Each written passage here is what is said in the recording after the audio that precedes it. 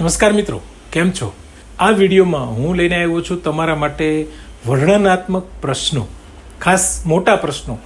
આ પ્રશ્નો તમે કરી લેશો તો આમાંથી નાના પ્રશ્નો પૂછાય તો પણ એ તમારે કવર થઈ જશે. 5 ગુણના મોટા પ્રશ્નોમાં કોઈ પ્રશ્ન એવો હોય કે પાત્ર લેખન કરો, એની ચરિત્રગત વિશેષતા બતાવો, તો એમાં પોઈન્ટ આપીને આપણે જવાબ લખી શકીએ છીએ. તો આવી બાબતોને ધ્યાનમાં રાખીને આ વિડીયો તૈયાર કરેલ છે. ખૂબ મહેનતથી તમારા માટે આ કામ કર્યું છે. તમારી પાસે બસ એટલી જ અપેક્ષા છે, વિડીયો ગમે, તમને એમ લાગે કે મને મારી આ પરીક્ષાની તૈયારી માટે વિડીયો ઉપયોગી છે, તો બસ એક લાઇકની અપેક્ષા છે, કોમેન્ટમાં 2 શબ્દની અપેક્ષા છે. તો વધુ સમય ન લેતા લેટ્સ સ્ટાર્ટ વિડીયો. નમસ્કાર મિત્રો, આપનું સ્વાગત છે પૂરણ ગોંડલિયા યુટ્યુબ ચેનલ પર, જ્યાં તમે મેળવો છો એજ્યુકેશનલ ડિજિટલ નોલેજ અને રોજિંદા જીવનમાં ઉપયોગી માહિતી સરળ ભાષામાં. એકમ 13 મહાત્માના માણસ. મણિભાઈના મનોમંથન અને તેમના પાત્રાલેખનની ચર્ચા કરો. ધીરુબેન પટેલની નવલિકા મહાત્માના માણસના મુખ્ય નાયક મણિભાઈ છે, જેનો આંતરિક વિકાસ અત્યંત નોંધપાત્ર છે. પૂર્વ જીવનનો સ્વભાવ. તો મણિભાઈ મૂળ એક સામાન્ય પાટીદાર ખેડૂત પુત્ર હતા. એનો સ્વભાવ અત્યંત ઉગ્ર, જલદ અને આકરો હતો. એ કોઈનો તોછડો બોલ કે ગાળ જરા પણ સાંખી શકતા નહીં. માસ્તરે માથામાં સ્લેટ મારી તો એણે માસ્તરનું માથું ફોડી નાખ્યું હતું. પરિવર્તન. આઝાદીની ચળવળમાં ગાંધીજીના પ્રભાવ હેઠળ સત્યાગ્રહી બનીને એ જેલમાં જાય છે. અહીંયા અંગ્રેજ અધિકારીઓની ગાળો, ઢોરમાર અને અત્યાચાર તે મૂંગે મોઢે સહન કરે છે. એનામાં અહિંસા અને સત્યાગ્રહના પાઠ દ્રઢ થાય છે. મનોમંથન. જેલમાંથી છૂટીને પોતાના ગામ આવતા રસ્તામાં મણિભાઈ સતત મનોમંથન કરે છે. એ વિચારે છે કે એને સમજાતું નહોતું કે શું કરવું. સત્યાગ્રહીએ આવે વખતે ઉપવાસ કરવા જોઈએ, માતા પિતાને સમજાવવા જોઈએ, હૃદય પરિવર્તન કરાવવું જોઈએ. એ પોતાની અંદર આવેલા આ મોટા બદલાવનું આશ્ચર્ય અનુભવે છે. જ્યારે પોતાના જ પિતા એને ઘરમાં પ્રવેશવા દેતા નથી અને દરવાજો બંધ કરી દે છે, ત્યારે પણ મણિભાઈ ગુસ્સે થવાને બદલે શાંતિથી ઘર અને ગામ છોડીને સાબરમતી આશ્રમ તરફ પ્રયાણ કરે છે. આ દર્શાવે છે કે એક ક્રોધી માણસ સંપૂર્ણપણે મહાત્માનો માણસ બની ચૂક્યો છે. પ્રશ્ન 2, હીરાનું પાત્રાલેખન અને એનામાં આવેલું પરિવર્તન સમજાવો. તો હીરા એ મણિભાઈના પત્ની છે. વાર્તામાં હીરાનું પાત્ર એકદમ ટૂંકું છતાં ખૂબ જ પ્રભાવશાળી અને આશ્ચર્યજનક રીતે ઉભરી આવે છે. શરૂઆતમાં હીરા એક અત્યંત શોખીન સ્ત્રી તરીકે દર્શાવાય છે. એને ઘરેણાં પહેરવાનો અને મોંઘા કપડાં પહેરવાનો ભારે શોખ હતો. જ્યારે મણિભાઈ એને ઘરેણાં બાબતે કહે ત્યારે તે ઉત્તર આપતી કે બાપે આલ્યું છે તે પહેરવા કે પટારામાં ઘાલી મેલવા. મણિભાઈ જેલમાંથી છૂટીને પિતા દ્વારા તિરસ્કૃત થયા બાદ જ્યારે પત્ની હીરાને મળવા જાય છે, ત્યારે તે એક અલગ જ હીરાને જુએ છે. હીરાએ પોતાના તમામ કિંમતી ઘરેણાં, રેશમી કપડાં અને પિયરિયાના વૈભવનો ત્યાગ કરી દીધો હતો. એણે જાડી ખાદીની સાડી પહેરી હતી અને શરીર પર એક પણ દાગીનો નહોતો. જ્યારે મણિભાઈ આશ્ચર્યથી પૂછે છે કે તારા ઘરેણાં ક્યાં ગયા, ત્યારે હીરા શાંતિથી જવાબ આપે છે કે આકાશમાંથી આવ્યું હશે નહીં તારે, પણ એ બધી વાત પછી પહેલાં બેસો, પાણી બાણી પીઓ. હીરા કોઈ જ લાંબી ભાષણબાજી કર્યા વિના ગાંધીજીના માર્ગે ચાલી નીકળે છે.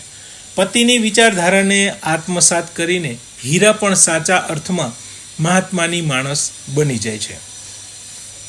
પ્રશ્ન 3, મહાત્માના માણસ નવલિકાના શીર્ષકની યથાર્થતા સ્પષ્ટ કરો. મહાત્માના માણસ શીર્ષક વાર્તાના મૂળ કેન્દ્રને અત્યંત સચોટ રીતે રજૂ કરે છે. મહાત્મા એટલે કે ગાંધીજી. ગાંધીજીના માણસ હોવું એટલે કે સત્ય, અહિંસા, ધીરજ અને દેશપ્રેમના માર્ગે ચાલવું. વાર્તાનો નાયક મણિભાઈ કોઈ જન્મજાત સંત કે મહાત્મા નહોતો. તે એક અત્યંત જલદ, ગાળો ન સહન કરી શકનાર અને ઈંટનો જવાબ પથ્થરથી આપનાર માણસ હતો. પણ સ્વતંત્રતા સંગ્રામમાં જોડાઈને અને ગાંધી વિચારને સ્વીકારીને એ સંપૂર્ણ રીતે બદલાઈ જાય છે. જેલમાં અંગ્રેજોના અમાનવીય અત્યાચારો એ અહિંસાના શસ્ત્રથી સહન કરે છે.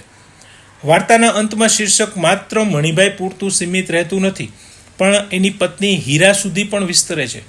હીરા જે આભૂષણોની શોખીન હતી એ પણ ખાદી પહેરીને સાદી બની જાય છે. પિતાના તિરસ્કાર પછી જ્યારે બંને પતિ પત્ની દેશ સેવા માટે સાબરમતી આશ્રમ જવા નીકળી પડે છે ત્યારે સાબિત થાય છે કે તેઓ હવે સામાન્ય દુનિયાવી માણસો મટીને સંપૂર્ણપણે ગાંધીજીના રંગે રંગાયેલા મહાત્માના માણસ બની ગયા છે. આમ શીર્ષક બંને પાત્રોના હૃદય પરિવર્તનને સાર્થક કરે છે. 14 છેલ્લું દર્શન. પ્રશ્ન 1. છેલ્લું દર્શન કાવ્યમાં કવિની મનોસ્થિતિનું આલેખન કરો.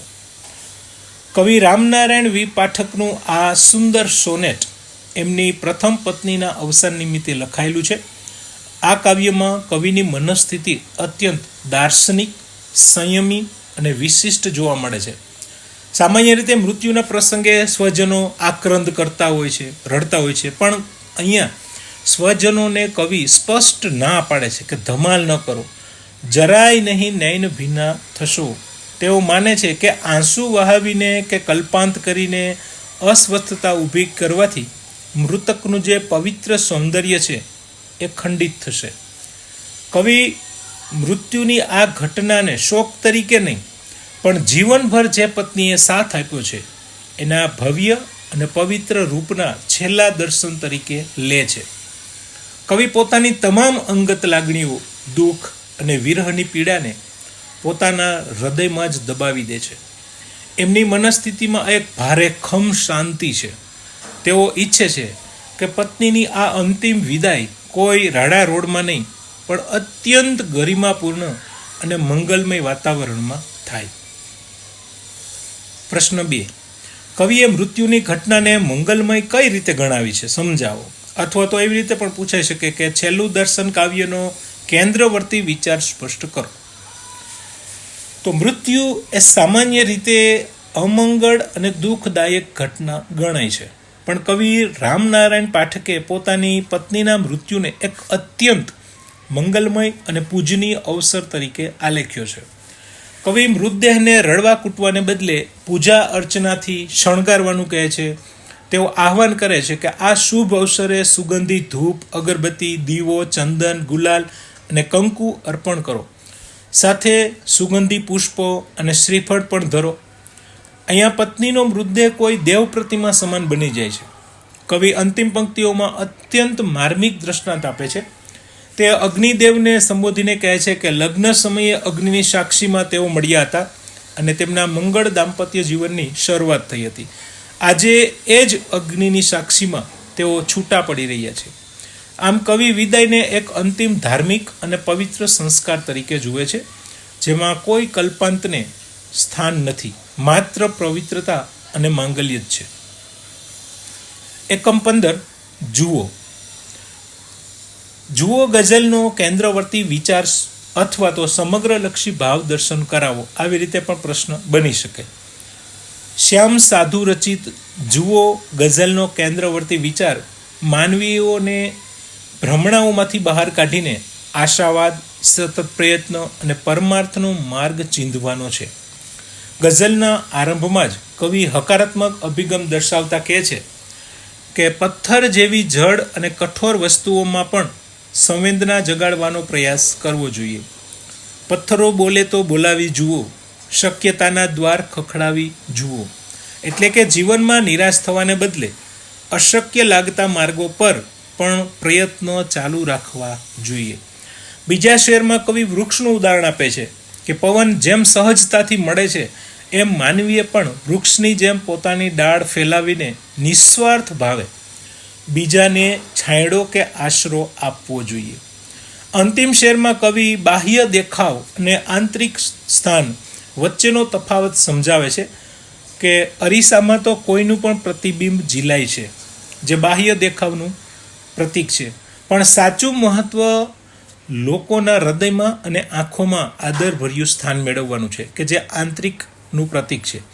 આમ આ ગઝલ સાદી અને સરળ ભાષામાં જીવન જીવવાની એક સુંદર, પરોપકારી અને હકારાત્મક કળા શીખવે છે. પ્રશ્ન 2. કવિ શક્યતાના દ્વાર ખખડાવી જુઓ એમ શા માટે કહે છે? તો ગઝલની પ્રથમ પંક્તિ છે, પથ્થરો બોલે તો બોલાવી જુઓ, શક્યતાના દ્વાર ખખડાવી જુઓ. કવિ આ પંક્તિ દ્વારા માનવીને હતાશા અને નિરાશા ખંખેરીને સતત કર્મશીલ રહેવાની પ્રેરણા આપે છે.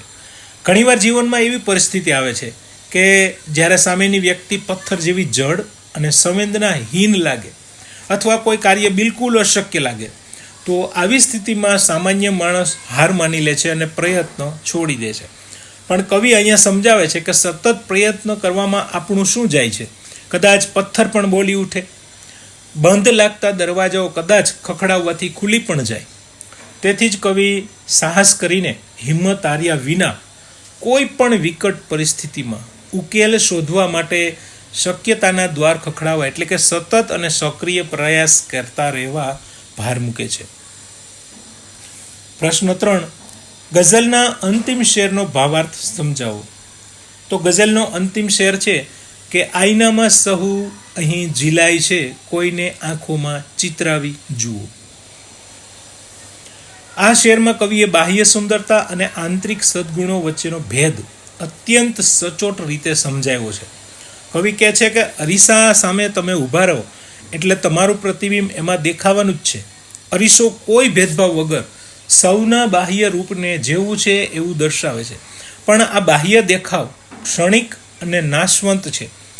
એની સામે કોઈની આંખોમાં ચિતરવું એટલે કોઈ વ્યક્તિના હૃદયમાં પ્રેમ, આદર અને સન્માનનું કાયમી સ્થાન પ્રાપ્ત કરવું, કોઈની આંખોમાં વસવું એ અરીસામાં દેખાવા જેટલું સહેલું નથી. એના માટે માણસે પરોપકાર, સ્નેહ, સત્ય અને સદગુણો થકી ઉત્તમ કર્મો કરવા પડે છે. કવિનો ભાવાર્થ એ જ છે કે માણસે માત્ર બાહ્ય શણગાર કે દેખાવ પર ધ્યાન આપવાને બદલે પોતાના સારા વર્તનથી અન્ય લોકોના હૃદયમાં કાયમી અને મીઠી સ્મૃતિ તરીકે સ્થાન મેળવવાનો પ્રયાસ કરવો જોઈએ. એકમ 16, સેલ્વી પંકજમ. સેલ્વી પંકજમનું પાત્રાલેખન સવિસ્તાર કરો.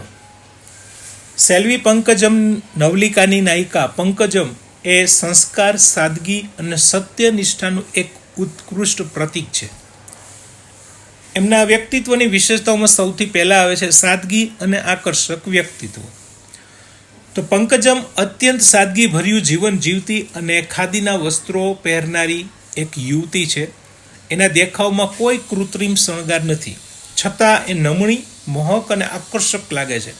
એને મોગરાની વેણી ગૂંથી હોય છે અને ચહેરા પર સહજ સ્મિત કાયમ રહેતું હોય છે. બીજી વિશેષતા છે પાત્રમાં એની મીઠી વાણી અને આગતા સ્વાગતા. દક્ષિણ ભારતમાં રહેતી હોવા છતાં પંકજમ અત્યંત શુદ્ધ અને મીઠી ગુજરાતી ભાષા બોલે છે, જેનાથી નાયક પણ આશ્ચર્યચકિત થઈ જાય છે.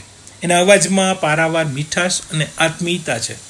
એ અતિથિનો સત્કાર ખૂબ જ પ્રેમથી અને શિષ્ટાચારપૂર્વક કરે છે. એમની ત્રીજી વિશેષતા છે નિખાલસતા અને સત્યનિષ્ઠા. તો પંકજમના પાત્રનું સૌથી જમા પાસું એની નિખાલસતા છે. એ પોતાના જન્મ વિશેના કડવા સત્યને છુપાવતી નથી. એ નાયકને સ્પષ્ટ જણાવી દે છે કે તે અનાથ આશ્રમમાં ઉછરેલી એક અનાથ બાળકી છે અને અમ્મા કે અપ્પા જ તેના મા બાપ છે. તેને પોતાની જાત વિશે કે પોતાના અનાથ હોવા વિશે જરાય હીન ભાવના નથી. ઉલટું તે ગર્વથી કહે છે કે હું કાદવનું ફૂલ છું. પંકજમની આ નિખાલસતા અને ઉદાત્ત સંસ્કારો એને એક અમર પાત્ર બનાવે છે. પ્રશ્ન 2, સેલ્વી પંકજમની હકીકત જાણ્યા પછી નાયકે કેવું મનોમંથન અનુભવ્યું? જ્યારે નાયકને ખબર પડે કે પંકજમ ડેસ્ટિટ્યુટ હોમ એટલે કે અનાથ આશ્રમની બાળકી છે અને તેના અસલી મા બાપની કોઈ ઓળખ નથી, ત્યારે નાયકના હૃદયમાં ભયંકર ગજગરા અને આંતરિક સંઘર્ષ શરૂ થઈ જાય છે. એમાં નાયકના મનમાં સમાજ, નાતજાત અને કુળના સુષુપ્ત પૂર્વગ્રહો જાગી ઉઠે છે. એ વિચારવા લાગે છે કે આ અનાથ છોકરીને પોતાની પત્ની તરીકે સમાજમાં કઈ રીતે સ્વીકારવી. એના મા બાપ કોણ હશે? તે કોઈ સ્નેહીજનની કે કોઈ પતિતાની સંતાન તો નહીં હોય ને? આવા વિચારોથી એનું મન વિરક્ત બની જાય છે. એક તરફ સમાજનો ડર હતો તો બીજી તરફ પંકજમનું નિર્મળ વ્યક્તિત્વ, એની મીઠાશ, એનું સૌંદર્ય અને નિખાલસતા નાયકને આકર્ષી રહ્યા હતા. એ પોતાની જાતને જ પૂછે છે કે શું કોઈ પણ સ્ત્રીને પોતાના જીવનની કલુષિત વાત આ રીતે કહેવાની હિંમત હોય ખરી? ધીરે ધીરે નાયકના મનમાંથી તમામ પૂર્વગ્રહો ઓગળવા લાગે છે. પંકજમની ખાનદાની, ઉર્મિલતા અને સત્યનિષ્ઠા નાયકના હૃદય ઉપર વિજય મેળવે છે. અંતે નાયક પોતાના પૂર્વગ્રહોને ફગાવી દઈને પંકજમનો હૃદયપૂર્વક સ્વીકાર કરે છે. પ્રશ્ન 3. સેલ્વી પંકજમ એકમનો મુખ્ય સંદેશ અથવા તો કેન્દ્રવર્તી વિચાર સ્પષ્ટ કરો. તો આ નવલિકાનો મુખ્ય સંદેશ એ છે કે માણસની સાચી ઓળખ એના કુળ, જાતિ કે જન્મસ્થાનથી નહીં પણ એના સંસ્કાર અને આચરણથી થાય છે. લેખક ઈવાદેવે પંકજમના પાત્ર દ્વારા સાબિત કર્યું છે કે કાદવમાં ઉગેલું કમળ પણ દેવને ચડાવવા લાયક હોય છે. સમાજમાં અનાથ બાળકો પ્રત્યે જે સુગ કે પૂર્વગ્રહો છે એના પર વાર્તા મસ્ત મોટો પ્રહાર કરે છે, ઘા કરે છે. ગાંધીગ્રામ જેવી સંસ્થામાં ઉછરીને પંકજમ ઉચ્ચ વિચારો, સાદગી અને પ્રામાણિકતાનું મૂર્તિમંત સ્વરૂપ બની છે. નાયક દ્વારા પંકજમનો સ્વીકાર એ સમાજના જડ બંધનો પર માનવતા અને સાચા પ્રેમનો વિજય દર્શાવે છે. એકમ 17. પથ્થર થરથર ધ્રુજે જે કાવ્ય છે. પ્રશ્ન 1. પથ્થર થરથર ધ્રુજે કાવ્યનો કેન્દ્રવર્તી વિચાર કે મુખ્ય સંદેશ સ્પષ્ટ કરો. કવિ નિરંજન ભગત આ ગીતમાં દુનિયાના કહેવાતા ડાહ્યાજનોના ન્યાય તોડવાની પદ્ધતિ ઉપર અને સમાજના દંભ ઉપર કટાક્ષ કરે છે. એક ગામના ભાગોળે અબડા ઉપર પથ્થર મારવા માટે કહેવાતા ડાહ્યા માણસો ભેગા થયા છે અને તેઓ એને મારી નાખવાનો ન્યાય કરી રહ્યા છે. એ જ સમયે એક સંત ત્યાંથી પસાર થાય છે અને હસીને લોકો એને રોકે છે. તે ટોળાને કહે છે કે જેણે પોતાના જીવનમાં એક પણ પાપ ન કર્યું હોય એ જ આ સ્ત્રી ઉપર પહેલો પથ્થર ફેંકે. આ સાંભળીને બધા સજ્જનો એક પછી એક ત્યાંથી ચાલ્યા જાય છે, કારણ કે દરેક માણસે કંઈક તો પાપ કર્યું જ હોય છે. આ કાવ્યનો મુખ્ય સંદેશ એ છે કે માણસે બીજાના પાપનો ન્યાય કરતા પહેલાં પોતાના અંતરમાં જોવું જોઈએ. કોઈ પણ માણસ સંપૂર્ણ પાપ મુક્ત નથી હોતો. તેથી કોઈ બીજાને સજા આપવાનો અધિકાર દંભી સમાજને નથી. આ કાવ્ય ઈસુ ખ્રિસ્તના વચનમાંથી પ્રેરણા આપે છે. પ્રશ્ન 2. કાવ્યના આધારે સંતનું પાત્રાલેખન કરો. સંત માટે અહીંયા ઓલિયા શબ્દ વાપરાયેલો છે. કાવ્યમાં ઓલિયો એક સાચા સંત અને આદર્શ માનવી તરીકે દર્શાવાયો છે, જે રસ્તે વહી રહ્યો હતો અને લોકોનું ટોળું જોઈને ઊભો રહી જાય છે. તે દુનિયાના કહેવાતા ડાયા માણસોના અંધ ન્યાયને જુએ છે. ઓલિયાના હૃદયમાં દયા અને કરુણા છે અને તે આડકતરી રીતે હસીને બોલવાની ટેવ ધરાવે છે.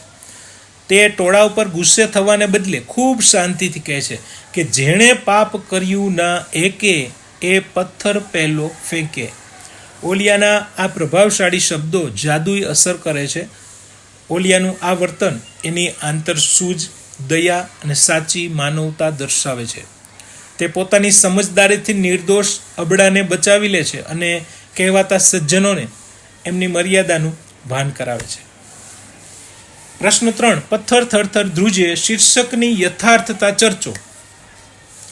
તો કવિએ જળ પથ્થર દ્વારા સજીવારોપણ અલંકારનો ઉપયોગ કરીને આ કાવ્યનું અત્યંત સૂચક શીર્ષક આપ્યું છે. માણસો અબડા સ્ત્રીનો ન્યાય કરવા અને એને મારવા પથ્થર ઉપાડે છે, પણ એ જળ પથ્થર પણ જાણે ધ્રુજી રહ્યો છે, કારણ કે એ પણ કોઈની પીડા સમજી શકે છે. જ્યારે માણસો સંવેદનહીન બની ગયા છે, માણસાઈ મરી ગઈ છે, પણ પથ્થર જીવંત થઈને ધ્રુજારી અનુભવે છે. આ પંક્તિઓ દ્વારા કવિ દર્શાવે છે કે આધુનિક માનવીની સંવેદના શૂન્ય થઈ ગઈ છે. આથી શીર્ષક સાચા ન્યાય અને માનવી સંવેદનાને પ્રગટ કરતું અત્યંત સચોટ અને યથાર્થ છે. એકમ 18. આંસુ ભીનો ઉજાસ. પ્રશ્ન 1. દેવરાજનું પાત્રાલેખન કરો. દેવરાજ ભગવાનજી ભાઈના આગ્રહથી વસુધામાં ભણીને સંસ્કારી બનેલો એક યુવાન છે. તે પોતાના 18 વર્ષ પહેલાંના ગામડામાં અને પરિવારમાં પાછો ફરે છે. એનામાં ભણતરનો જરાય અહંકાર નથી, પણ પોતાના પછાત ગામને સુધારવાની અને વસુધાના આદર્શોને જીવંત કરવાની ઉત્કટ ભાવના છે. એ પોતાના પિતાના જૂના અને રૂઢિચુસ્ત વિચારો સામે આદરપૂર્વક પણ દ્રઢતાથી પોતાના વિચારો રજૂ કરે છે. એ સ્પષ્ટ માને છે કે શિક્ષણ માત્ર કમાવા કે નોકરી કરવા માટે નથી, પણ જીવનમાં ને ગામમાં ઉજાસ લાવવા માટે છે.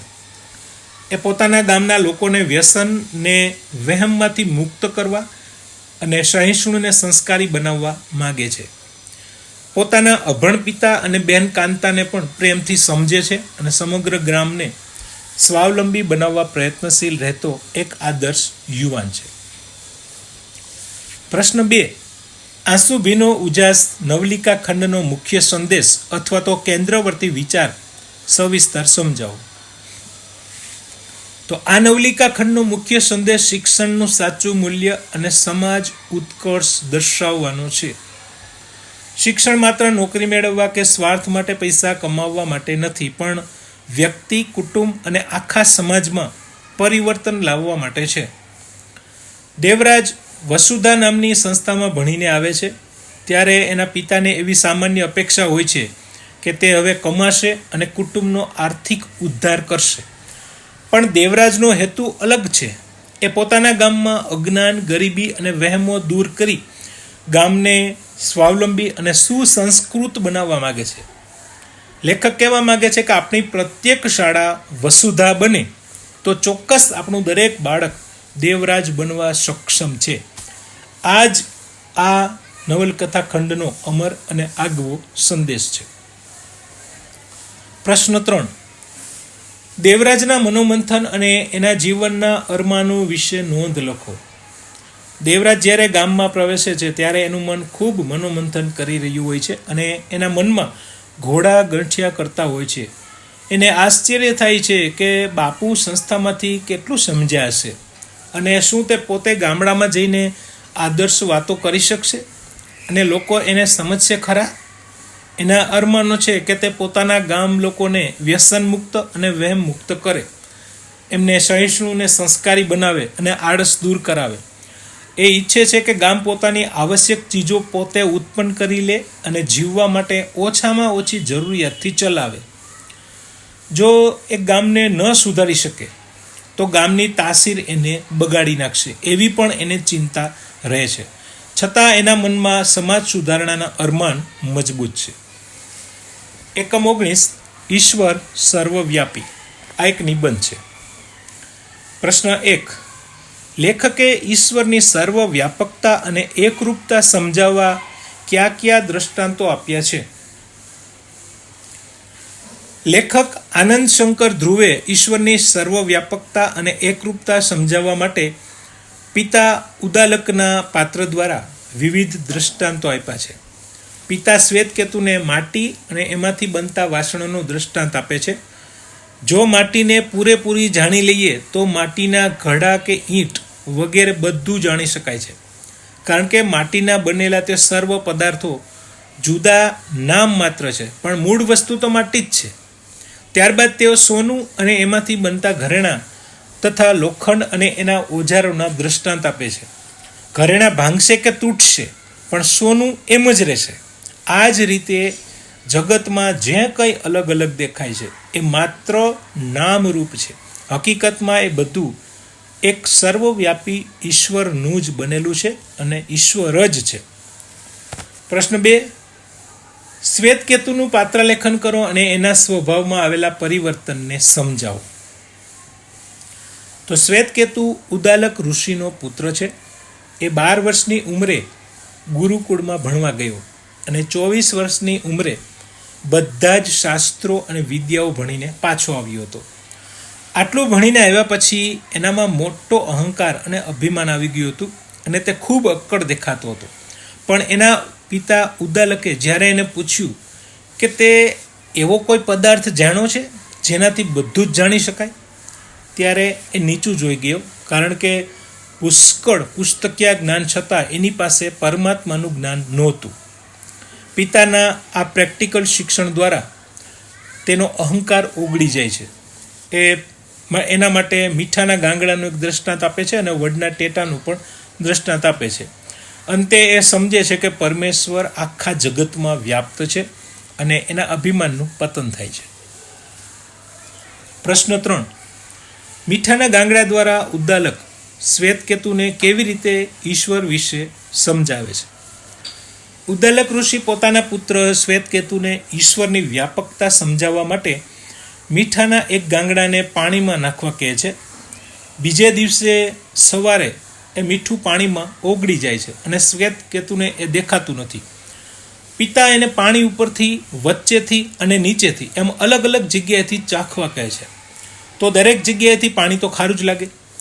આ પ્રેક્ટિકલ દ્રષ્ટાંત દ્વારા પિતા શ્વેતકેતુને સમજાવે છે કે જેમ પાણીમાં મીઠું ઓગળી ગયા પછી આંખે દેખાતું નથી, પણ સ્વાદ દ્વારા સમગ્ર પાણીમાં અનુભવાય છે, એમ જ પરમેશ્વર આખા જગતના કણે કણમાં ભરેલો છે. તે ચર્મચક્ષુથી જોઈ શકાતા નથી, પણ એના અસ્તિત્વનો બધે જ અનુભવ કરી શકાય છે. એકમ 20. બા એકલા જીવે. આ એક કાવ્ય છે. પ્રશ્ન 1. બા એકલા જીવે કાવ્યનો કેન્દ્રવર્તી વિચાર અથવા તો મુખ્ય સંદેશ સ્પષ્ટ કરો.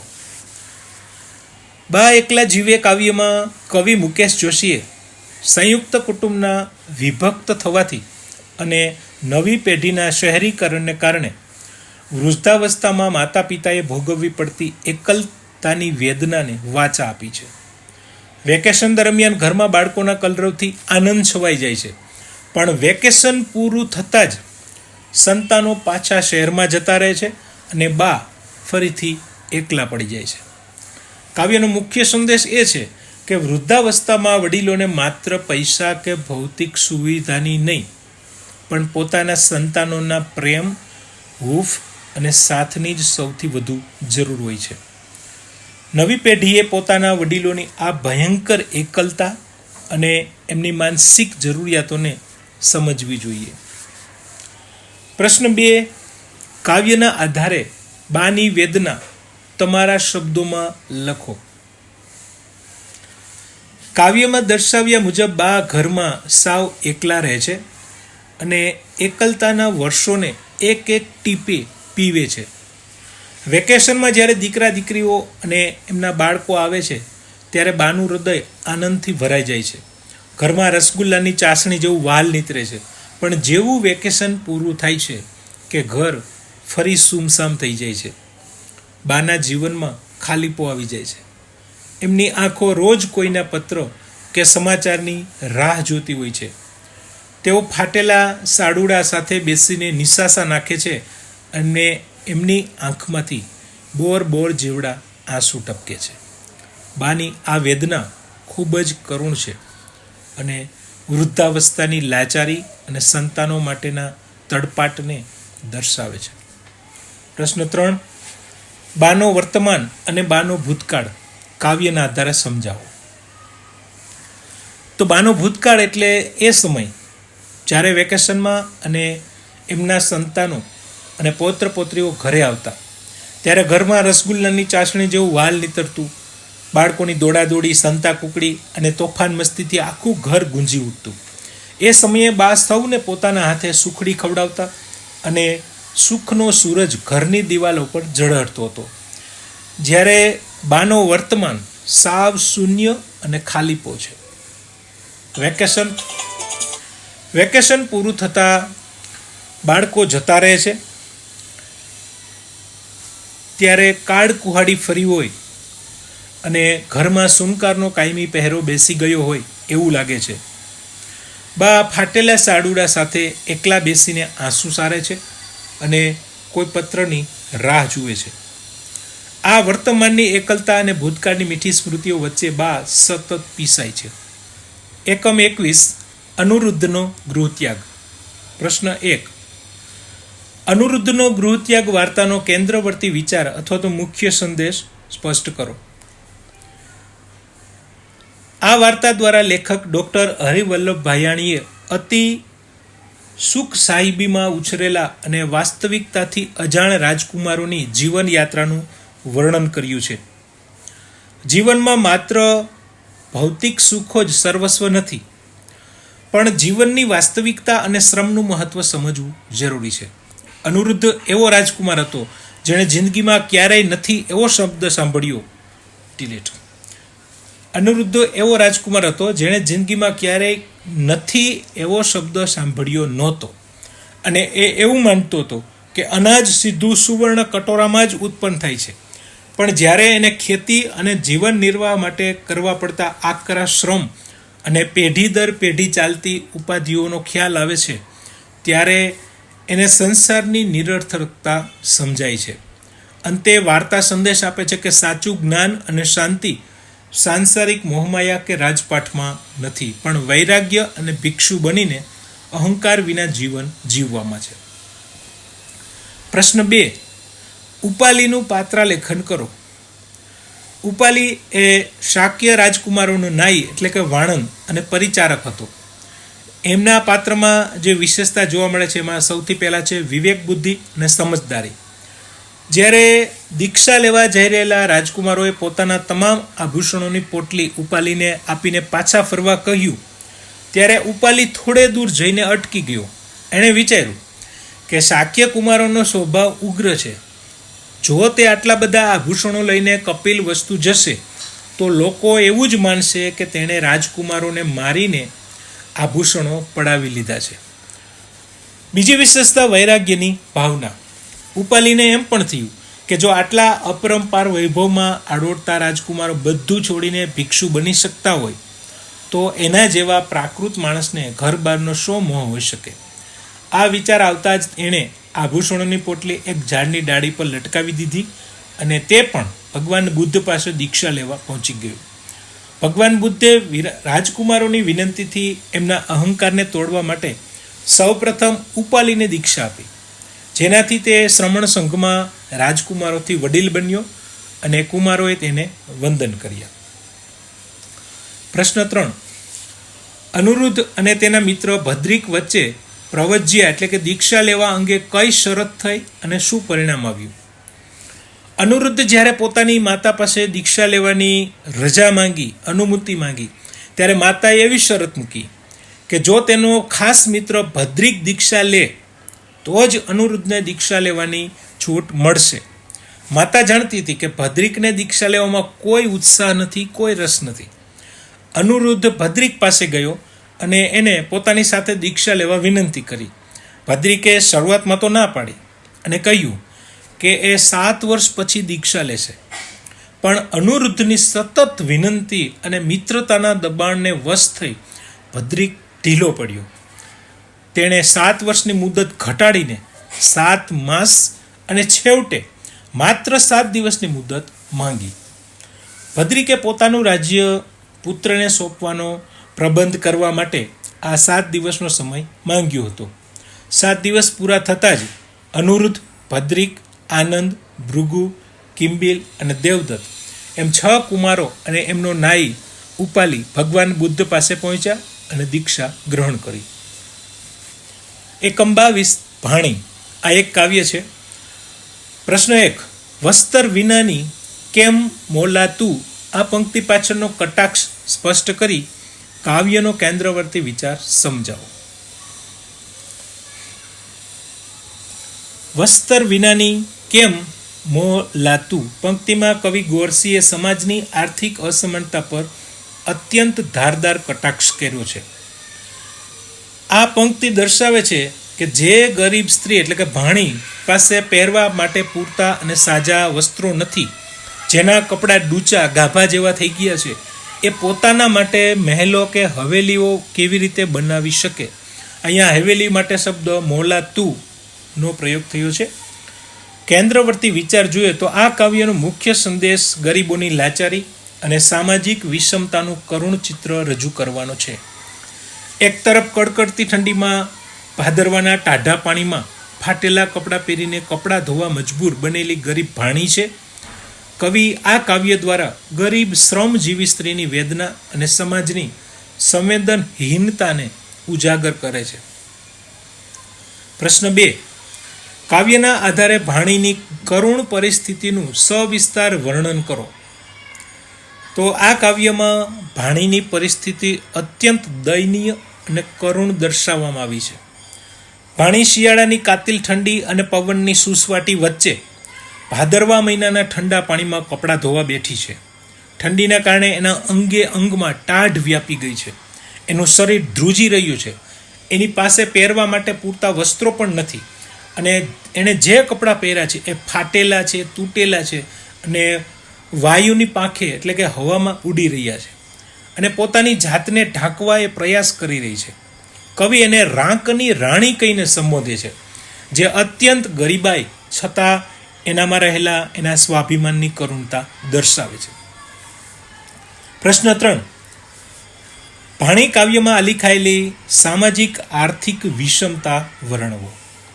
તો આ નાનકડા કાવ્યમાં સમાજની બે અંતિમોનું સચોટ આલેખન છે. એક તરફ અત્યંત ગરીબી છે કે જેમાં ભાણી પાસે શરીર ઢાંકવા માટે પૂરતા વસ્ત્રો નથી, ફાટેલા ડૂચા ગાભા પહેરીને એને જીવવું પડે છે અને શિયાળાની કડકડતી ઠંડીમાં પવનના સુસવાટા વચ્ચે ભાદરવાના ટાઢા પાણીથી એ કપડાં ધુવે છે. જ્યારે બીજી તરફ અમીરીનો આડકતરો નિર્દેશ મોલાતું એટલે કે મહેલ, હવેલીઓ શબ્દો દ્વારા કરવામાં આવ્યો છે. સમાજમાં મહેલોમાં રહેતા ધનિકો પાસે તમામ સુખ સુવિધાઓ છે, જ્યારે શ્રમજીવી ગરીબ વર્ગ પાસે પાયાની જરૂરિયાતો પણ નથી, એટલે કે કપડાં પણ નથી. આ આર્થિક અસમાનતા અને સમાજની ગરીબો પ્રત્યેની ઉદાસીનતા એ જ કાવ્યમાં વર્ણવેલી મુખ્ય સામાજિક વિષમતા છે. એકમ 23. સમતા અને બંધુતાના પથ દર્શક. પ્રશ્ન 1. ડૉક્ટર બાબા સાહેબ આંબેડકરના મતે સમતા અને બંધુતાનો અર્થ સ્પષ્ટ કરી એકમનો મુખ્ય સંદેશ જણાવો. તો સૌથી પહેલાં સમતાનો અર્થ જોઈએ. ડૉક્ટર બાબા સાહેબ આંબેડકરના મતે સાચી સમતા એટલે સમાજમાં ઊંચ નીચનો કોઈ ભેદભાવ ન રહે અને અસ્પૃશ્યતાનું સંપૂર્ણ પાલન બંધ થાય. પ્રત્યેક વ્યક્તિને જન્મથી નહીં પણ એની યોગ્યતાથી સમાન તક અને અધિકાર મળવા જોઈએ. હવે બંધુતાનો અર્થ જોઈએ. તો બંધુતા એટલે બધા ભારતીયો વચ્ચે ભાઈચારાની ભાવના. આ એક એવો સિદ્ધાંત છે જે આપણા સામાજિક જીવનને એકતા અને એકાત્મકતા પ્રદાન કરે છે. હવે આ એકમનો મુખ્ય સંદેશ, તો આ એકમનો સંદેશ છે કે માનવતા, સ્વતંત્રતા, સમતા અને બંધુતા એ જ રાષ્ટ્રની સાચી પ્રગતિના આધારસ્તંભ છે. સમાજનો સર્વાંગીણ વિકાસ માત્ર જ્ઞાન શક્તિથી નહીં પણ પ્રામાણિકતા, પારસ્પરિક પ્રેમ અને સામાજિક ભેદભાવો દૂર કરવાથી જ થઈ શકે છે. ડૉક્ટર બાબા સાહેબ આંબેડકરે આખી જિંદગી શોષિતો, પીડિતો અને સ્ત્રી સન્માન માટે જ સંઘર્ષ કર્યો. એ આપણને સમાનતાનો પાઠ ભણાવે છે. પ્રશ્ન 2. ડૉક્ટર બાબા સાહેબ આંબેડકરના વ્યક્તિત્વ અને ગુણોનું પાત્રાલેખન કરો. ડૉક્ટર બાબા સાહેબ એક અસાધારણ વિદ્વાન, અર્થશાસ્ત્રી અને કાયદાવિદ હતા. એમણે દેશ વિદેશમાંથી ઉચ્ચ શિક્ષણ પ્રાપ્ત કર્યું હતું. 1930ની લંડનની ગોળમેજી પરિષદમાં યુવાન આંબેડકરે બ્રિટિશ સરકાર અને ભારતીય નેતાઓ સામે દલિતોના હકો માટે જે સ્પષ્ટ અને નીડર વાણીમાં ભાષણ આપ્યું એ એમની નિર્ભયતા દર્શાવે છે. બહારથી કઠોર દેખાતા આંબેડકર અંદરથી અત્યંત પ્રેમાળ, ભાવુક અને કરુણામૂર્તિ હતા. ગરીબ પટ્ટાવાળા સાથેનો એમનો વ્યવહાર અને એને ખુરશીમાં બેસાડવાનો પ્રસંગ એમની માનવતાની સાબિતી છે. તે પોતાના ગુરુ મહાદેવ આંબેડકર પ્રત્યે અદ્ભુત આદર ધરાવતા હતા. વર્ષો પછી ગુરુજી મળવા આવ્યા ત્યારે એમણે ગુરુ દક્ષિણા આપીને એમના ચરણોમાં માથું નમાવ્યું હતું. એમણે આજીવન અસ્પૃશ્યતા નિવારણ, સ્ત્રી સન્માન અને સામાજિક ક્ષમતા માટે સત્યાગ્રહો કર્યા. પ્રશ્ન 3. મહાડના ચૌદાર તળાવના સત્યાગ્રહની વિગતો અને એનું ઐતિહાસિક મહત્વ સમજાવો. મહાડ નગરપાલિકાએ ચૌદાર તળાવનું પાણી અસ્પૃશ્યતો માટે ખુલ્લું મૂકવાની જાહેરાત કરી હતી, પણ અસ્પૃશ્યોને ત્યાંથી પાણી વાપરવાનો અધિકાર મળતો નહોતો. હિન્દુ હોવા છતાં અસ્પૃશ્યોને પાણીનો ઉપયોગ ન કરવા દેવા અને ભગવાનના દર્શનથી વંચિત રાખવાની માનસિકતા સામે આંબેડકરે સત્યાગ્રહ આદર્યો હતો. એ ઘટના ડૉક્ટર બાબા સાહેબ આંબેડકરે 14 તળાવમાંથી એક અંજલિ ભરી જળ પીધું અને એમની પાછળ પ્રચંડ જનસમૂહે બધાએ એનું અનુકરણ કર્યું, એટલે કે બધાએ અંજલિ ભરીને જળ પીધું. મહત્વ તો આ સત્યાગ્રહ માત્ર પાણી પીવા માટે નહોતો, પણ સામાજિક સમાનતા અને માનવ અધિકાર માટેનો સંઘર્ષ હતો. ડૉક્ટર બાબા સાહેબે સ્પષ્ટ કર્યું કે આ કાર્ય હિન્દુ ધર્મના ઉદ્ધાર માટે અને રાષ્ટ્ર કાર્ય છે. ભારતના ઇતિહાસમાં સામાજિક સમતા માટેનો આ એક પરમ મંગળ અને ભાગ્યશાળી દિવસ હતો. એકમ 24 શરત. પ્રશ્ન 1. શરત વાર્તાનો કેન્દ્રવર્તી વિચાર અથવા તો મુખ્ય સંદેશ વાર્તાના અંતના આધારે સ્પષ્ટ કરો. તો શરત વાર્તાનો કેન્દ્રવર્તી વિચાર ભૌતિક સંપત્તિ અને આધ્યાત્મિક જ્ઞાન વચ્ચેનો ભેદ સમજાવવાનો છે. વાર્તાની શરૂઆતમાં એક યુવાન વકીલ 20 લાખ રૂપિયા માટે પોતાની 15 વર્ષની સ્વતંત્રતા હોડમાં મૂકીને જેલમાં એકાંતવાસ ભોગવવા તૈયાર થાય છે. પણ 15 વર્ષના જેલવાસ દરમિયાન એ અસંખ્ય પુસ્તકો વાંચે છે, ઇતિહાસ, વિજ્ઞાન, સંગીત અને ધર્મશાસ્ત્રોનો ઊંડો અભ્યાસ કરે છે. આ જ્ઞાન પ્રાપ્તિને કારણે એના વિચારોમાં એક ક્રાંતિકારી પરિવર્તન આવે છે.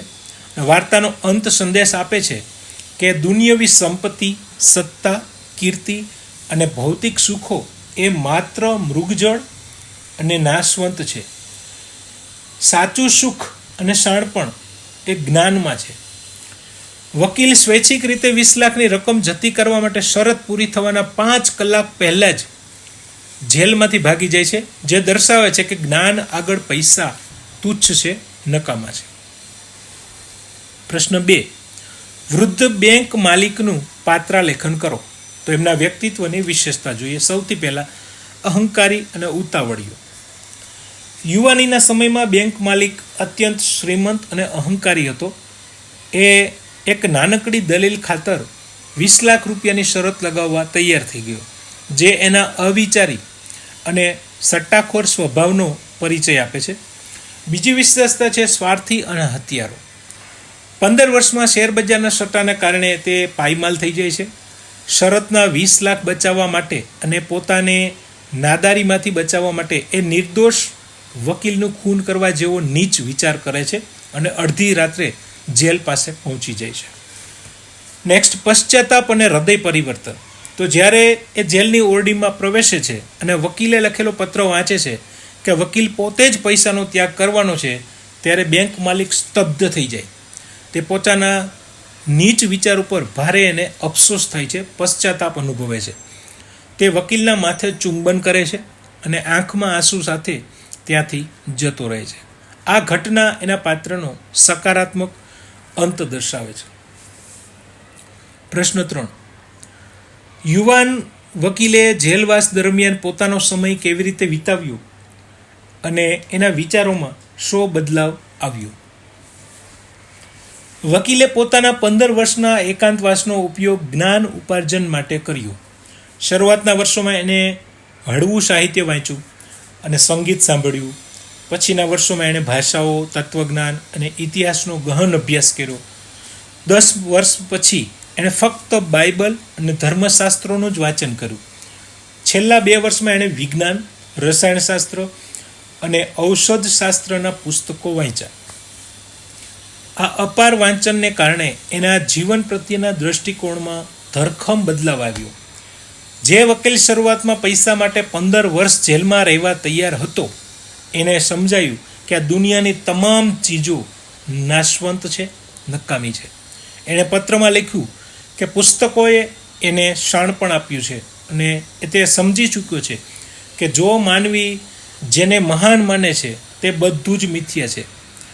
તેથી એણે દુનિયાવી સંપત્તિ પ્રત્યે નફરત દર્શાવી અને 20 લાખ રૂપિયા જતો કરવાનો નિર્ણય લીધો. એકમ 25 માર્ગ સલામતી. કોના માટે ને કેવી રીતે? તો માર્ગ સલામતી અંગેના આ પાઠનો મુખ્ય સંદેશ જણાવો અને માર્ગ સલામતી સુનિશ્ચિત કરવા માટેના 4 E ક્યાં છે? તો સૌથી પહેલા આ પાઠનો મુખ્ય સંદેશ એ છે કે જો સાવધાની રાખી તો દુર્ઘટના આઘી. માર્ગ અકસ્માત એ માનવ સર્જિત દુર્ઘટના છે. વાહન ચાલકોની બેદરકારી, નિયમોનો ભંગ અને ટ્રાફિકની ગંભીરતા ન સમજવી એ અકસ્માતોનું મૂળ કારણ છે. જો આપણે નિયમોનું પાલન કરીએ તો અકસ્માત અને મૃત્યુદર મહદઅંશે ઘટાડી શકીએ છીએ. માર્ગ સલામતી માટેના 4 E માર્ગ સલામતીને અસરકારક બનાવવા માટેના 4 Eની વ્યૂહરચના. પહેલું છે એન્ફોર્સમેન્ટ ઓફ ટ્રાફિક, એટલે કે કાયદાનો અમલ કરાવવો. બીજું એન્જિનિયરિંગ ઓફ રોડ, એટલે કે રસ્તાઓની યોગ્ય ડિઝાઇન. ત્રીજું એજ્યુકેશન એન્ડ અવેરનેસ, એટલે કે શિક્ષણ અને જાગૃતિ. નંબર 4 ઇમરજન્સી કેર, એટલે કે તાત્કાલિક તબીબી સહાય. પ્રશ્ન 2, ગુડ સમરિટનનો કાયદો શું છે? તે અકસ્માત પીડિતો માટે કેવી રીતે મદદરૂપ થાય છે? ગુડ સમરિટન એટલે જે વ્યક્તિ સદભાવનાથી, એટલે કે સારા વિચારથી, કોઈ પણ પ્રકારના પુરસ્કારની અપેક્ષા કે પ્રલોભન વિના સ્વેચ્છાથી માર્ગ અકસ્માત પીડિતોને કટોકટીના સમયમાં તાત્કાલિક મદદ કરે અને હોસ્પિટલ પહોંચાડે એને ગુડ સમરિટન કહેવાય છે. હવે આની સામે કાયદાની જોગવાઈ શું છે? તો મોટર વ્હીકલ એક્ટની કલમ 134A મુજબ ગંભીર અકસ્માતના કિસ્સામાં આવા મદદરૂપ થનાર વ્યક્તિ સામે જો પીડિતાનું મૃત્યુ થઈ જાય તો પણ કોઈ સિવિલ કે ફોજદારી ગુનો આ મદદરૂપ કરનાર વ્યક્તિ સામે નોંધી શકાતો નથી. ત્યાર પછી કેવી રીતે મદદરૂપ થાય?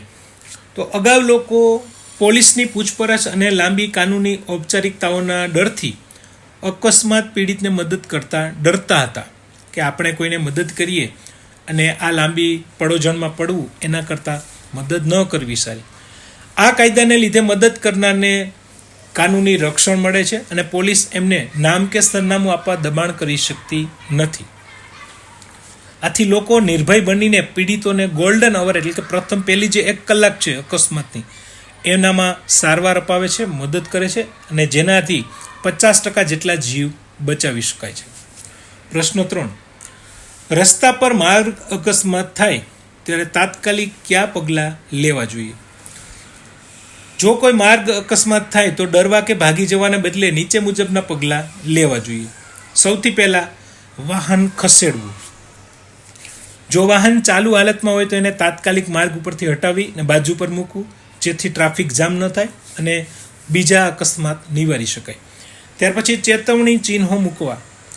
અન્ય વાહન ચાલકોને સાવચેત કરવા માટે વાહનની પાછળ રિફ્લેક્ટિવ ટ્રાફિક વોર્નિંગ ટ્રાયેંગલ મૂકવો અને વાહનની હેઝાર્ડ વોર્નિંગ લાઇટ ચાલુ કરવી. નેક્સ્ટ, તાત્કાલિક સંપર્ક. જો કોઈને ગંભીર ઈજા થઈ હોય તો તાત્કાલિક પોલીસ, એમ્બ્યુલન્સ અને નજીકની હોસ્પિટલમાં ટેલિફોન દ્વારા જાણ કરવી. નેક્સ્ટ, તબીબી સહાય. ઈજાગ્રસ્તોને તાત્કાલિક નજીકની હોસ્પિટલમાં પહોંચાડવા કે પ્રાથમિક સારવાર આપવાનો પ્રયત્ન કરવો. નંબર 5, પુરાવાઓ સાચવવા. અકસ્માતમાં સામેલ અન્ય વાહનની માહિતી જેવી કે રજિસ્ટ્રેશન નંબર, ચાલકનું નામ, ફોન નંબર અને વીમા કંપનીની વિગતો મેળવી લેવી અને શક્ય હોય તો ફોટો પાડી લેવો. એકમ 26, વૈશ્વિક ગ્રંથ શ્રીમદ ભગવદ્ ગીતા. પ્રશ્ન 1, વૈશ્વિક ગ્રંથ શ્રીમદ ભગવદ્ ગીતા પાઠનો કેન્દ્રવર્તી વિચાર અથવા તો મુખ્ય સંદેશ સ્પષ્ટ કરો. તો શ્રીમદ ભગવદ્ ગીતા પાઠનો કેન્દ્રવર્તી વિચાર માનવ જીવનમાં આવતી મૂંઝવણો અને વિષાદના સમયે માર્ગદર્શન આપી મનુષ્યને સાચા માર્ગે વાળવાનો છે. જેમાં સૌથી પહેલા સાર્વત્રિકતા. શ્રીમદ ભગવદ્ ગીતા કોઈ એક સંપ્રદાય પૂરતો મર્યાદિત ગ્રંથ નથી, પણ એ સમગ્ર માનવજાત માટેનો વૈશ્વિક ગ્રંથ છે. એ દરેક દેશ અને કાળમાં પ્રસ્તુત છે. નેક્સ્ટ, નિષ્કામ કર્મનો સંદેશ. પાઠનો મુખ્ય સંદેશ ફળની આશા રાખ્યા વિના કર્મ કરવાનો છે. મહાભારતના યુદ્ધમાં અર્જુન જ્યારે વિષાદગ્રસ્ત થાય છે ત્યારે શ્રી કૃષ્ણ એને સમજાવે છે કે મનુષ્યનો અધિકાર માત્ર કર્મ કરવામાં છે, ફળમાં નહીં. સાચો સંન્યાસ. ગીતા કર્મના ત્યાગને સંન્યાસ નથી માનતી, પણ કર્મોના ફળની આસક્તિના ત્યાગને સાચો સંન્યાસ માને છે. નેક્સ્ટ, સ્થિત પ્રજ્ઞતા અને શરણાગતિ. સુખ દુઃખ, લાભ ગેરલાભ અને જય પરાજયને સમાન ગણીને કર્મ કરનારને પાપ લાગતું નથી. અને તે ભગવાન સર્વ ધર્મો છોડીને પોતાની શરણમાં આવવાનો સંદેશ આપે છે, જે અહંકાર મુક્ત જીવન જીવવાની પ્રેરણા આપે છે. આમ આ એકમનો મુખ્ય સંદેશ મનુષ્યને કર્તવ્યનિષ્ઠ બનાવી, મોહમાંથી મુક્ત કરી અને સ્થિત પ્રજ્ઞ જીવન જીવવાનો છે. પ્રશ્ન 2. ગીતાના આરંભે અર્જુનની મનોવ્યથાનું વર્ણન કરો, અથવા તો એવી રીતે પણ પૂછે છે કે શ્રી કૃષ્ણ તેને અર્જુનને કઈ રીતે માર્ગદર્શન આપે છે. તો સૌથી પહેલા અર્જુનનો વિષાદ અથવા તો અર્જુનની મનોવ્યથા. કુરુક્ષેત્રના મેદાનમાં યુદ્ધના આરંભે જ્યારે અર્જુન શત્રુ પક્ષમાં પોતાના જ સ્વજનો, ગુરુજનો, પિતામહ અને ભાઈઓને ઊભેલા જુએ છે, ત્યારે એ વિષાદગ્રસ્ત બની જાય છે, દુઃખી થઈ જાય છે, એનું હૃદય દ્રવી ઉઠે છે, હાથમાંથી ગાંડીવ, ધનુષ સરી પડે છે અને યુદ્ધ ન કરવાના નિર્ણય સાથે એ રથમાં બેસી જાય છે. અર્જુનને યુદ્ધથી થનારા વિનાશ અને સ્વજનોના મૃત્યુનો મોહ સતાવે છે. આવા સમયે શ્રી કૃષ્ણનું માર્ગદર્શન જોઈએ. આ કટોકટીના સમયે ભગવાન શ્રી કૃષ્ણ અર્જુનને એના મોહ અને અજ્ઞાનમાંથી બહાર લાવવા સાચું જ્ઞાન આપે છે. શ્રી કૃષ્ણ એને સમજાવે છે કે તારો અધિકાર માત્ર કર્મ કરવામાં છે. તે અર્જુનને ક્ષત્રિય તરીકેનો એનો સ્વધર્મની યાદ અપાવે છે અને કહે છે કે આસક્તિ છોડીને સમત્વ બુદ્ધિથી તારે યુદ્ધ કરવું જોઈએ. લાસ્ટમાં મોહભંગ. અંતમાં શ્રી કૃષ્ણ જ્યારે કહે છે કે તું બધા ધર્મોને છોડીને માત્ર મારે શરણે આવ, હું તને આ સર્વ પાપોમાંથી મુક્ત કરીશ, ત્યારે અર્જુનનો મોહ નષ્ટ થાય છે અને શસ્ત્ર ઉપાડી યુદ્ધ કરવા માટે તૈયાર થાય છે. અર્જુનની આ મનોવ્યથા એ સામાન્ય માનવીના જીવનમાં આવતા સંઘર્ષનું પ્રતિબિંબ છે. પ્રશ્ન 3. ભગવદ્ ગીતામાં દર્શાવેલ નિષ્કામ કર્મયોગનો સિદ્ધાંત પાઠના આધારે સમજાવો. તો કર્મ અધિકાર. ભગવાન શ્રી કૃષ્ણ અર્જુનને સ્પષ્ટ કહે છે કે કર્મણીય વાધિકાર હસ્તે મા ફલેશુ કદાચનમ, એટલે કે તારો અધિકાર માત્ર કર્મ કરવામાં છે, કર્મના ફળમાં ક્યારેય નહીં. મનુષ્ય ફળની આશા કે આસક્તિ વિના માત્ર પોતાનું કર્તવ્ય કરવું જોઈએ. કર્મનો ત્યાગ અશક્ય. કોઈ પણ મનુષ્ય ક્ષણવાર પણ કર્મ કર્યા વિના રહી શકતો નથી. તેથી કર્મનો સંપૂર્ણ ત્યાગ શક્ય પણ નથી. ગીતા સમજાવે છે કે કર્મો સાથે જોડાયેલી ફળની આસક્તિનો ત્યાગ કરવો એ જ નિષ્કામ કર્મ છે અને તે જ સાચો સંન્યાસ છે. સમત્વ ભાવ. નિષ્કામ કર્મી યુગમાં વ્યક્તિએ સુખ દુઃખ, લાભ ગેરલાભ અને જય પરાજયને સમાન ગણીને કર્મ કરવાનું હોય છે.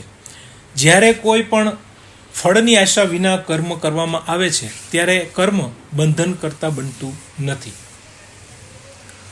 જીવનમાં અમલ. નિષ્કામ કર્મયોગ મનુષ્યને અહંકાર અને સ્વાર્થમાંથી મુક્ત કરે છે અને જીવનમાં શાંતિ તથા સ્થિત પ્રજ્ઞતા આપે છે. શિક્ષક કે વિદ્યાર્થી તરીકે આપણે માત્ર આપણા કર્તવ્ય પર ધ્યાન આપવું જોઈએ, એ જ આ સિદ્ધાંતની શીખ છે. એકમ 27. ભારતીય શાશ્વત મૂલ્યો અને ગીતા. પ્રશ્ન 1. ભારતીય શાશ્વત મૂલ્યો અને ગીતા પાઠનો કેન્દ્રવર્તી વિચાર અથવા તો ભારતીય સંસ્કૃતિના શાશ્વત મૂલ્યો વિશે નોંધ લખો. આ પાઠનો કેન્દ્રવર્તી વિચાર ભગવદ્ ગીતામાં રહેલા સનાતન અને શાશ્વત મૂલ્યોને ઉજાગર કરવાનો છે કે જે ભારતીય સંસ્કૃતિનો પાયો છે. જેમાં સૌથી પહેલા છે જ્ઞાન પરંપરા અને ઈશ્વરની સર્વવ્યાપકતા. ભારતીય સંસ્કૃતિમાં ગુરુ શિષ્યની જ્ઞાન પરંપરાનું વિશેષ મહત્વ છે. ગીતા સ્વીકારે છે કે ઈશ્વર સર્વવ્યાપી છે અને કણ કણમાં વસેલો છે. આત્માની અમરતા. શાશ્વત મૂલ્યોમાં આત્માની અમરતા એ મુખ્ય સિદ્ધાંત છે. શરીર નાશવંત છે પણ આત્મા ક્યારેય મરતો નથી કે જન્મતો નથી. જે જન્મે છે એનું મૃત્યુ નિશ્ચિત છે. નેક્સ્ટ, અવતારવાદ. જ્યારે જ્યારે ધર્મની હાનિ થાય છે ત્યારે સમાજમાં સજ્જનોના રક્ષણ અને દુષ્ટોના વિનાશ માટે ઈશ્વર અવતાર લે છે. આ બાબત સમાજમાં આશા અને ન્યાયનો સંચાર કરે છે. સ્વધર્મનું પાલન. પાઠનો સૌથી અગત્યનો સંદેશ એ છે કે મનુષ્યએ બીજાના ધર્મનું આંધળું અનુકરણ કરવાને બદલે પોતાના સ્વધર્મમાં જ જીવવું જોઈએ. આ તમામ મૂલ્યો કોઈ પણ એક કાળ કે દેશ માટે નહીં પણ સર્વકાલીન અને સાર્વત્રિક છે. પ્રશ્ન 2. આત્માની અમરતા અંગે ગીતાનો શું મત છે? પાઠના આધારે સ્પષ્ટ કરો. તો પાઠમાં ભગવદ્ ગીતાના આધારે આત્માની અમરતા વિશે અત્યંત તાર્કિક અને સુંદર સમજૂતી આપવામાં આવી છે. એમાં પહેલું છે શરીર નાશવંત અને આત્મા શાશ્વત. ગીતા અનુસાર આત્મા સનાતન અને શાશ્વત છે, જ્યારે આ પંચ મહાભૂતનું બનેલું શરીર એ નાશવંત છે. વસ્ત્રોના દ્રષ્ટાંત દ્વારા સમજૂતી. જે રીતે કોઈ માણસ પોતાના જૂના વસ્ત્રો ત્યજીને નવા વસ્ત્રો ધારણ કરે છે, બરાબર એવી જ રીતે આત્મા જીર્ણ થયેલા જૂના શરીરનો ત્યાગ કરીને નવો દેહ ધારણ કરે છે. જન્મ મૃત્યુનું ચક્ર. ભગવાન શ્રી કૃષ્ણ સ્પષ્ટ કરે છે કે જેનો જન્મ થયો છે એનું મૃત્યુ નિશ્ચિત છે, અને જે મૃત્યુ પામે છે એનો જન્મ નિશ્ચિત છે. આથી આ અટલ નિયમ માટે શોક કરવો યોગ્ય નથી. આત્માનું અવિનાશી સ્વરૂપ. આત્મા ક્યારેય જન્મતો નથી અને મરતો પણ નથી. શસ્ત્રો એને છેદી શકતા નથી. અગ્નિ એને બાળી શકતો નથી. પાણી એને પલાળી શકતું નથી. પવન એને સૂકવી શકતો નથી. આ સિદ્ધાંત અર્જુનનો પોતાના સ્વજનોને મારવાનો શોક અને ભય દૂર કરવા માટે આપવામાં આવ્યો છે.